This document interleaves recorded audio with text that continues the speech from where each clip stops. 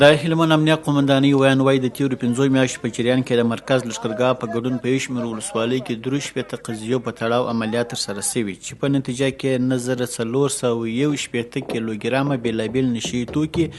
د 100 تن تورن کسانو سره یوځای نیول شوي دي چې یاد نشهیي توکي د باصلاحیته ادارو د استازو په حضور کې له منځه یوړل شوه. د تیرو 5 میاشتو په جریان کې د مرکز لښکرګاه ښار په ګډون یو شمېر ولسوالیو کې د 63 قضیو په تړاو عملیات ترسره شوي دي چې په نتیجه کې 9461 کیلوګرامه بېلابېل نشهیي توکي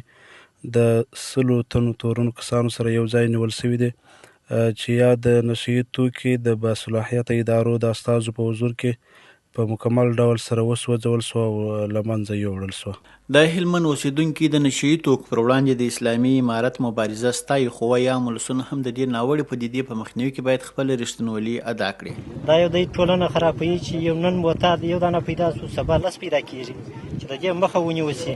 دا اوس اثر یې شدار دی، پخوا داسې ډېر و اوس نشته، معتادین اوس کم شو.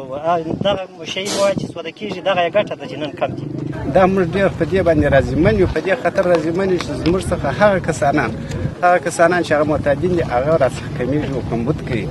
د هلمند امنیه قومندانۍ ویانوي د نشهیي توکو په تړاو نیول شوي کسان تر بشپړو تحقیقاتو او پلټنو وروسته اړونده شرعي محکمو ته لیږل شوي دي.